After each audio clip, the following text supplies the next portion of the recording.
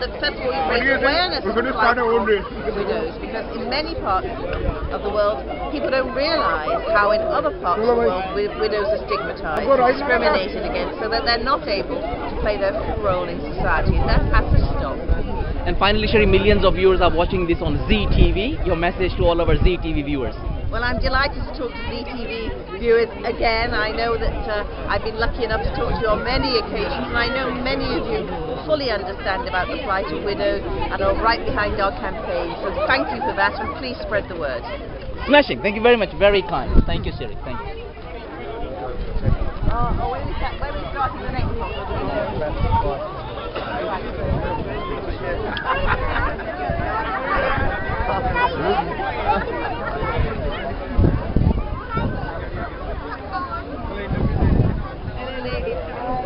Yeah, I registered. Yeah, I thought I recognized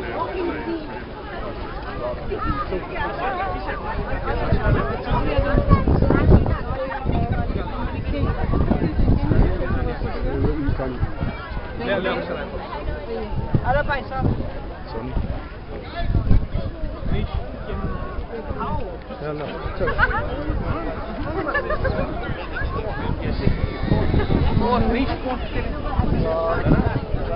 maalintii adduunka waxaan wada iska qaadanaa Somaliland community oo ka soo qayb gashay sabab aragtaan maanta Cabdinaasir baa magacayga la yiraahdaa waxaan u arkaa maalin muhiim ah in loo sameeyo meel kasta oo adduunyada ah way maanta ka dhaxaysaa insha Allah billahi kariim inagana way inoo iman doontaa maalintaas aniga waxa weeyaan ma waxaan leeyahay Saciid Cabdi Ducaale maanta waa maalin fiican weeyaan 23 June and the widow day kolka meel kasta aan ka sameeyno weeyaan xitaa Soomaaliland waan ka sameeyno haddii la helo sanadka dambe waa maalin fiican magacaygu Ibrahim Saajin weeye waxaan soo dhaweynaa maalintan weyn waddankeena insha Allah way ka dhici doontaa sanadka dambe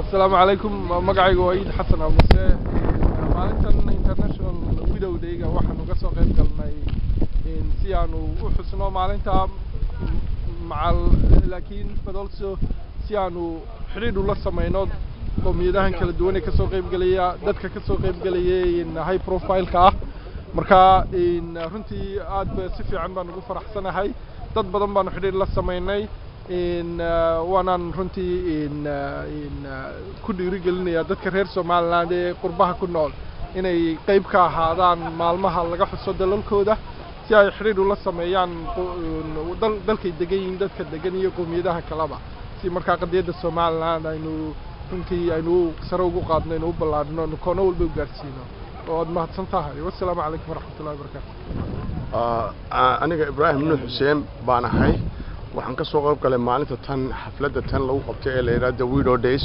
waa maalintii dumarka laga dhintay amba armasha waxa weeye maalintaasi waxaan uga soo qayb galay in aan tusaale ahaan u siino dadka reer Somaliland in ay xafladaha caynkaana ka qayb galaan in lagana xuso Somaliland dafteeda waxtarna looga yeesho dumarada ay dhibaatadu hayso ee maalin walba la daaladhacaya caruurta iyo ubadka la daaladhacaya ee dhibaatadu hayso kali ku noqday ee aan abalahayn in wixii loo tari karo loo taro caalamkana in xiriir fiican Somaliland kala sameeyso qadiyada Somaliland promotion iyo horumar iyo xusuusin iyo wacyigelin iyo tusaale dadka la siiyo meel walba la gaarsiiyo waana aad baan u mahadsantahay aniga Xuseen Al-Isxaaqiya waxaan maanta dadka xagga lagu soo casimay inay Somaliland wax lagu soo nahay inay dumar badan ay ka dhinteen odayaashoodii ay dhibaataysan yihiin kaasna maanta Somaliland iyo dadka dhalinyarta meesha joogta ugu soo casimay takala ugu soo casimay waxa kamid ah inay dadku isbartaan ay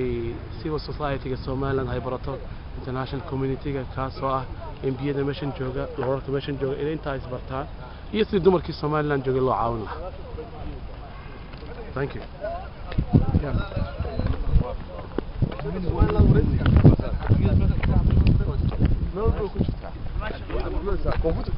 anu kuma jiro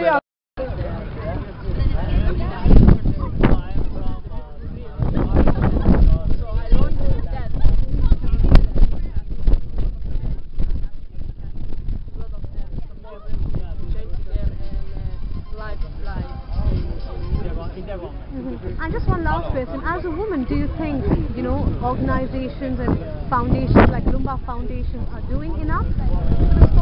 Actually, the Lumba Foundation is quite different than any other foundation that I know. In what way is actually the people who really need the support in this world we are at the moment, actually, the women. Anywhere in the world, actually, women need the support.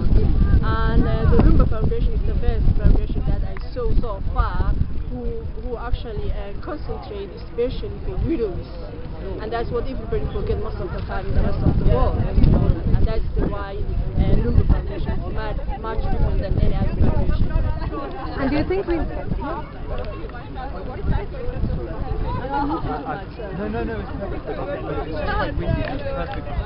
Lumba foundations are doing enough to support widows around the world? Actually, I don't think anything will enough so far. But then the Lumba Foundation is one of the foundations that is really much better than any other foundation. In what way? Because they concentrate the widows.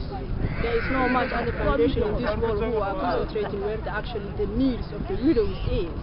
So Lumba that is quite different than any other foundation, and still up to today is not enough. But we hoping actually the whole community, the whole world will come together to support the Lumba Foundation actually through the widows. Great, thank you. I'm reading a business people who wake up so that international هذا هو national وين هذا كان كان ولا